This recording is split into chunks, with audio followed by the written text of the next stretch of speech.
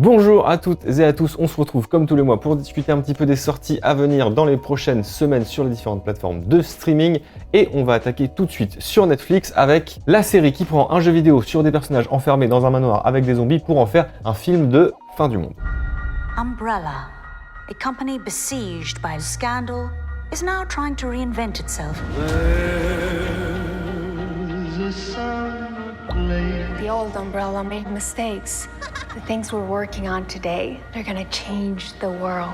Après 7 films, voici Resident Evil de retour sur nos écrans, cette fois-ci en série. Se déroulant bien après les événements du jeu, la série se concentre sur les deux filles adoptives d'Albert Wesker sur deux périodes différentes. On y découvre notamment comment un virus créé en laboratoire a réduit l'humanité à 15 millions de personnes vivant dans des cités fortifiées, à l'abri des quelques 6 milliards de zombies et autres créatures créées par le virus. Comme souvent avec les adaptations de jeux vidéo, on a pris clairement quelques libertés par rapport aux matériaux d'origine. C'est pas forcément grave, mais disons que jusque-là, pour Resident Evil, ça s'est pas forcément traduit par des très bons films ou séries. Espérons cette fois que le résultat vaudra le coup d'œil. Ça sort en tout cas le 14 juillet sur Netflix.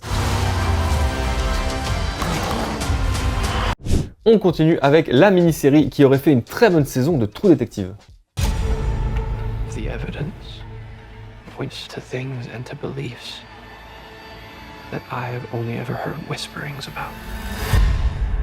Sur Ordre de Dieu, c'est une mini-série avec Andrew Garfield basée sur un best-seller lui-même basé sur une histoire vraie. L'histoire du meurtre d'une femme et de son bébé dans la banlieue de Salt Lake City, sur lequel va enquêter un inspecteur mormon. Sauf que le crime est justement lié à l'église de Jésus-Christ des Saints des Derniers Jours, l'église des Mormons donc, et la foi du détective va donc être rudement mise à l'épreuve. Écrite, produite et réalisée par Dustin Lance Black qui avait gagné l'Oscar du meilleur scénario en 2009 pour le film Harvey Milk, cette mini-série en 7 épisodes nous fait donc beaucoup penser à la première saison de l'excellent True Detective, avec notamment sa mise en scène soignée et ses enquêtes mêlant des crimes assez atroces avec du mysticisme prononcé. Nous verrons si la comparaison tient encore après le lancement de la série qui aura lieu le 27 juillet sur Disney+. I wonder how something so horrific could have come to pass.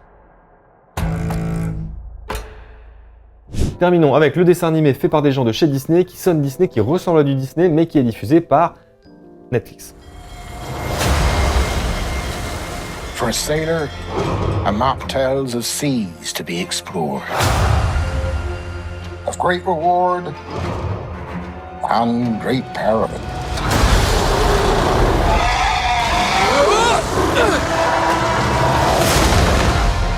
Pour son nouveau film d'animation, Netflix est allé débaucher le talentueux Chris Williams, qui est connu pour avoir réalisé ou co-réalisé les films Big Hero 6 et Moana chez Disney. Il avait également travaillé sur les scénarios de Cusco et de Bolt.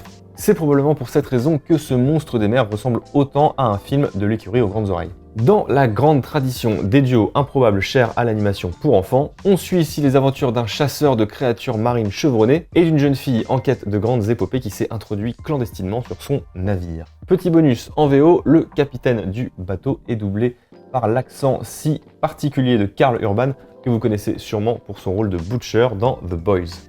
Oi, morning sunshine. Ça s'annonce coloré, trépidant et aussi sympathique pour les petits que pour les grands et ça sort le 8 juillet sur Netflix.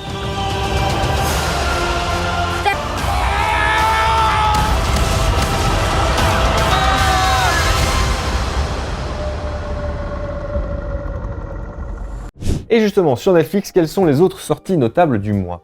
Le 1er juillet, vous aurez évidemment le volume 2 de la saison 4 de Stranger Things, sur laquelle on est déjà revenu dans des précédentes vidéos. Toujours le 1er juillet, la partie 2 de la saison 6 de Vikings.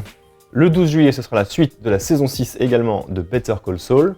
Le 15 juillet, on aura une adaptation de Jane Austen qui s'appelle Persuasion avec Dakota Johnson. Le 22 juillet, un film d'action avec Chris Evans, Ryan Gosling et Ana de Armas qui s'appelle The Grey Man. Et enfin, la partie 11 de la saison 11 de The Walking Dead sortira, elle, le 23 juillet. Désolé, c'est compliqué avec toutes ces histoires de parties. Sur Prime Video, le 1er juillet, on a une série d'action avec Chris Pratt qui s'appelle The Terminal List qui débarque.